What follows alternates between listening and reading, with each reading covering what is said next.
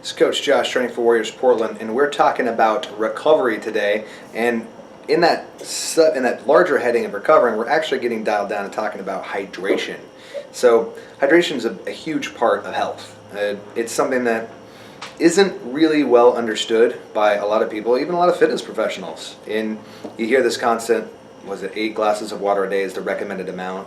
And when you do your research and you go back to Dr. Batman's, the body's many cries for water, or even earlier work, there's not a lot of cited sources on that number, 8 glasses, and how you get to that. And I want to talk a little bit more about what hydration is really for in this video. So we're made up of mostly water as animals. So our blood, our bones, our skin, our muscle fibers, they're all mostly water. Most of you is water. And when you're talking about hydration, you're really talking about giving yourself a resource that is a requirement. It's a part of every single molecular transaction in the body. Requires water somehow. So it's a hugely important nutrient, and there's been a lot of articles written on the fact that every one of us is dehydrated to some degree during the day, and I think that's true.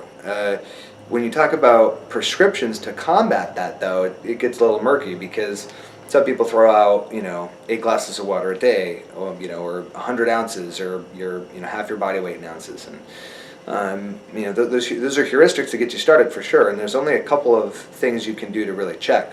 One, make sure that you're actually just drinking water.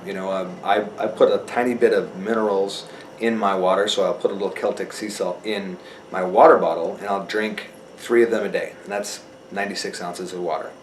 And I don't really worry too much about whether I'm drinking 3 or 4 or 2, as long as my urine is clear and I also feel hydrated.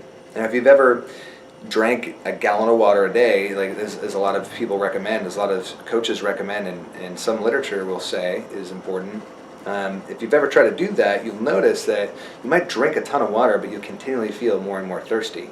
And that has a lot more to do with the mineralization of your blood, and what minerals you have available for those molecular transactions that I was mentioning. Potassium, magnesium, sodium, whatever the fourth one is.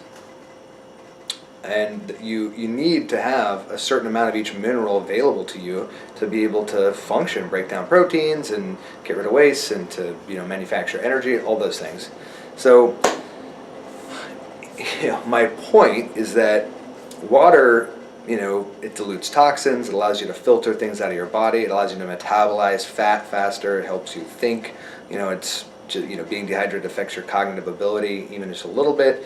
So it does all these things, and it has a very important relationship with minerals. So try adding a little bit of Celtic sea salt into your water to improve the mineralization of the water you're drinking. You might find that you feel more hydrated with less water. And again, the litmus test is, do you feel hydrated?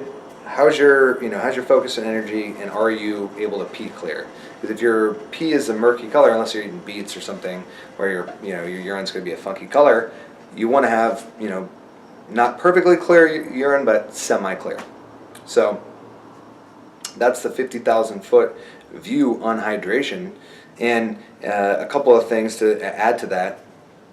After you've drank and consumed your 3 or your 90, 80, 100 ounces, whatever it may be for you, if you add any athletic activity on top of that, so if you're going to work out for an hour, you're going to want to consume about an extra liter of water. And then if you are working out in a hot environment, like the heat's above 85, 90 degrees, just constantly sweating, you might want to add even more water than that. And if you're working in a place where your activity is, your daily activities are really physical and you're sweating a lot, then you might want to add some water onto that. It's easy to underestimate how much water you need, because often when we sweat, the clothes that we wear absorb it, so we don't appear to be sweaty, we don't feel sweaty either. So the couple of little guidelines and indicators, and the age-old, if you're already feeling thirsty, if you're feeling thirsty, you're already a little dehydrated. I think that's very true. I don't think that I have a great barometer for how hydrated I am just by checking in with myself. So really, I just look at how much water am I drinking that day. If I consume 1, 2, 3, 4 water bottles full, and try to stay consistent and see how you feel. And yes, you'll probably be peeing all the damn time. If I had a cure for that, I would let you know, but I don't. So hydration, huge component of recovery. It's a game changer if you get it right, and if you get it wrong, it's going to be very hard to be at peak performance. It's going to be very hard to recover, very hard to be strong. It's going to be very hard to focus and feel energetic, so it's worth experimenting a little bit.